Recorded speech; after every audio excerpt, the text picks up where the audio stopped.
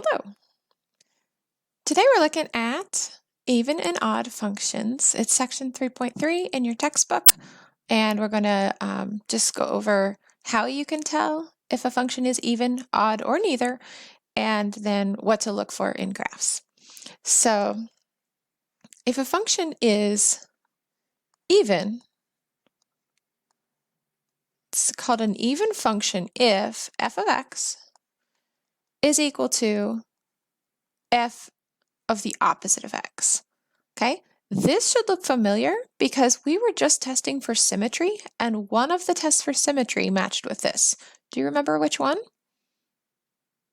Okay, hopefully you remember that is symmetry across the y-axis.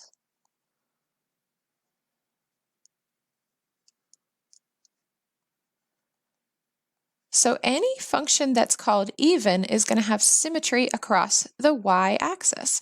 What that looks like is even functions could be a nice little parabola. Even functions could be some kind of absolute value function with some transformations. Even functions could be a little fancier, but they all are symmetric across that y-axis. So here's that y-axis, folding the graph in half. So the test that we do to see if a function is even is the same as if we were testing for symmetry across the y-axis. For odd functions, a function is called odd if f of x is equal to the opposite of f of the opposite of x. This also should look really familiar to you if you are up on your symmetry. So this represents symmetry across the origin.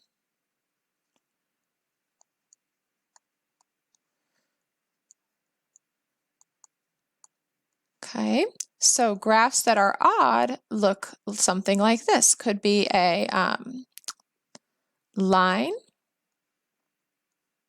could be some kind of cubic function.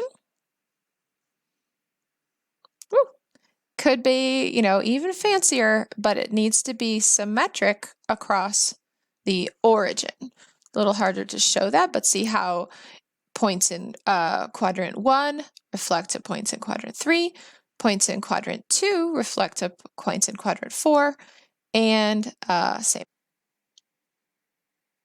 Okay, so here are a couple examples. They're from your textbook in section 3.3. So it says we're going to figure out if the function is even or odd algebraically. And it says we can try to guess which we think it is and try that test first. That's a smart way to do it. It'll save you a little bit of time. So in this first one, A, f of x equals x squared minus 5. Notice that it's x squared. That's probably an even function. We don't know with this 5, but we should try even. So we should be thinking, hey, is this function even? And remember, for it to be even, we need to have f of x is equal to f of the opposite of x. So we're going to plug in the opposite of x. So f of the opposite of x being the opposite of x squared minus 5. All right, so the f of the opposite of x is equal to, we square that negative, it will go away. We'll end up with x squared minus 5. Notice that this function x squared minus 5 is exactly the same as the original. That's what we're looking for. So this is an even function. And we can stop right there. It's unlikely to be both even and odd. It can happen, but if you look at this equation, it would not be odd because of that x squared. All right, let's try another. Okay, so B says g of x is equal to x cubed minus 1. So when you look at this one, you should be thinking maybe it's odd. Okay, it's not really because of the 1 being odd, it's because x cubed, the cube, is an odd number. That typically will look something like this function up here being a cubic. So we're going to question and test, is this an odd function? And remember, when we do that, we have to say, does the f of x equal, oop, I'm just trying to squeeze it in, negative f of negative x. In other words, the opposite of f of the opposite of x. So in other words, we're going to put a negative on both sides. Now, the standard is f, this function, notice, is g. So we're really doing the opposite of the opposite of x, the opposite of g of the opposite of x. And then we're going to be plugging in that negative for x on the right side as well. All right, so let's leave the left side alone as we did in the last section and evaluate this negative. That's 3 negative signs, so that is negative x cubed and then still minus 1. Okay, now just like in our last section testing for symmetry, we are going to multiply both sides by negative 1 in order to simplify to be able to compare the equations. So this negative 1 and this negative will cancel each other out. So the opposite function and will be on the left, and on the right, we're doing negative 1 times negative x cubed, so that's x cubed. Negative 1 times negative 1 is plus 1. Okay, now compare this x cubed plus 1 to the original. Oops, it was x cubed minus 1, so no good. Okay, so it is not odd. Okay, you could go through and test if it's even, but again, a cubic function is not going to be able to be even, so you really don't have to do that. Okay, so you're really just saying it's neither even nor odd. All right, let's do one more.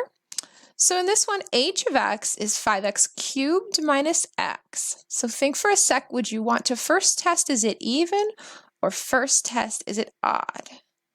Okay, hopefully you said odd because x cubed, cube is odd, and x to the, this is to the first power. Obviously, that's also odd. So we're going to check if it's odd by doing the same thing we did for b.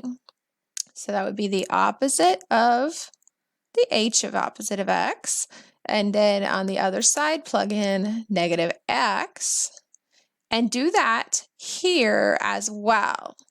So negative of negative x, remember, just use parentheses to plug in the opposite of x. All right, leave the left side alone, evaluate the right side. So that's 3 negative signs being negative 5x cubed minus a negative x, that's 2 negative signs meaning plus x. Okay, next, same step. Hopefully you're kind of seeing a pattern, a strategy for doing these problems. Multiply both sides by negative 1. And then we're going to have h of negative x over here. On this side, multiplying by negative 1 gives us a positive 5x cubed and a negative x. Compared to the original equation, yes, it is the same. So yes, and that means this time it was an odd function. All right, so that is even and odd functions.